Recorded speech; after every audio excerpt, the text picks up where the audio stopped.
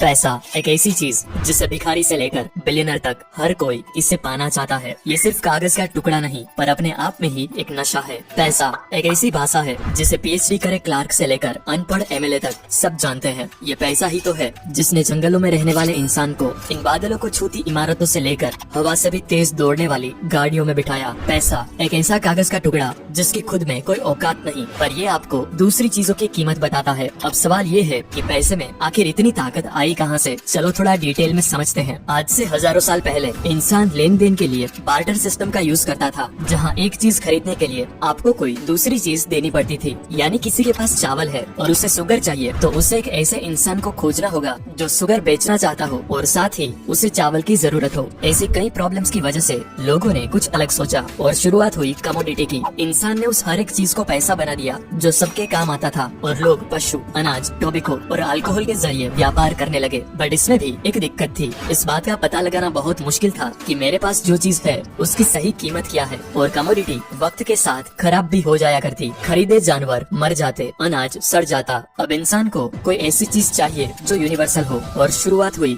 सोने और चांदी से बने सिक्कों की। लेकिन इस दो टांग वाले जीव को इसमें भी प्रॉब्लम थी, क्योंकि वो वजनदार सोने को लेकर घूमना फिरना और साथ ही चोरी का डर। तो कुछ सुनार और दूसरे लोगों ने मिलकर एक उपाय निकाला। उन्होंने लोगों से कहा कि तुम अपना सोना हमारे पास रख दो, हम उसे संभाल कर रखेंगे। बदले में वो सुनार उसे कागज का टुकड़ा दे देता जिसमें लिखा होता कि मेरे पास आपका इतना सोना रखा हुआ है, जिसे IOU कहा जाता। IOU मतलब कि मैं तुम्हारा कर्जदार हूँ, जिसे दिखाकर लोग कभी भी अपना सोना वापस ले जा सकते। सबको ये आइडिया काफी अच्छा लगा और लोगों ने अपना सोना उसके पास रखना स्टार्ट कर दिया। लेकिन फिर कुछ टाइम बाद सुनार लोगों को रियलाइज हुआ कि ये सिस्टम बनाने के बाद ऑलमोस्ट कोई भी इंसान अपना सोना लेने वापस आता ही नहीं और सब बस उस रसीद के जरिए ही व्यापार करने लगे थे, क्योंकि सबको यकीन हो गया था कि रसीद है मतलब सोना भी होगा ही। अब ये चीज समझने के बाद सुनार लोगों को लालच आ गई। अब उनके हाथों से बनी रसीद ही पैसा बन गया था, इसीलिए उन्होंने फर्जी रसीदें बनाना स्टार्ट कर दी। उनके पास तो सोना होता भी नहीं था, लेकिन फिर भी वो ज्यादा रसीदें बनाते जाते। ऐसे स्टार्ट हुआ दुनिया का सबसे बड़ा लीगल स्कैम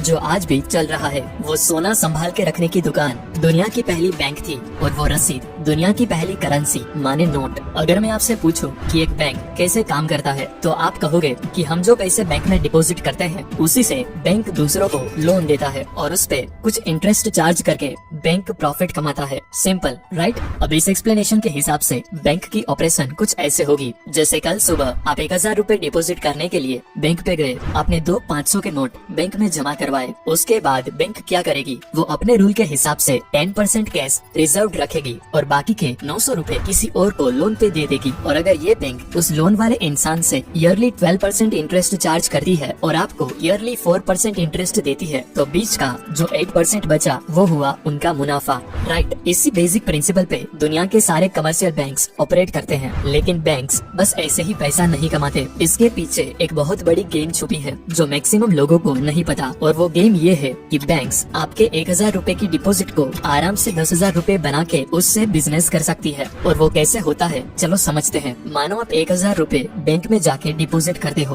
बैंक अपने रूल के हिसाब से 10% कैश रिजर्व रखेगी और बाकी के 900 रूपए किसी को लोन पे दे देगी। पर ध्यान से देखिए यहाँ हुआ क्या। आपको अपने पैसे डिपॉजिट करने के बाद अगर आपका बैलेंस चेक करोगे तो आपको वो ही 1000 रूपए दिखाया जाएगा। और इधर जिस इंसान ने लोन के लिए अप्लाई किया था और बैंक ने उसे लोन दिया, वो भी अपना बैलेंस चेक करेगा तो उसको भी 900 रूपए दिखाई देंगे। इसका मतलब आप दोनों के हाथों में 1000 और 900 रूपए की परचेजिंग पावर है, जबकि एक्चुअली उस बैंक के पास बस 1000 रूपए ही कैश है। मतलब उस बैंक ने बस अपने कंप्यूटर पे कुछ नंबर्स टाइप करके मार्केट में एक्स्ट्रा 900 रूपए की करेंसी क्रिएट कर दी, जो कि ऑफ कोर्स वर्चुअल है, क्योंकि उसे बैक करने के लिए कोई कैश तो है नहीं। और ये खेल सिर्फ यहाँ खत्म नहीं होता, ये बहुत आगे जाता है। जैसे जिस इंसान ने 900 रूपए का लोन अप्लाई किया था, उसने ऐसे ही तो लोन अप्लाई नहीं किया होगा, उसे भी वो 900 रूपए कुछ खरीदने के लिए चाहिए होंगे। और जब ये पैसा खर्च करेगा तो ये पैसा सिंपली उसके अकाउंट से ट्रांसफर होके किसी और के अकाउंट में जाके डिपॉजिट हो जाएगा और बैंक फिर से इस 900 रूपए का 10% रिजर्व रखेगा और बाकी के 810 रूपए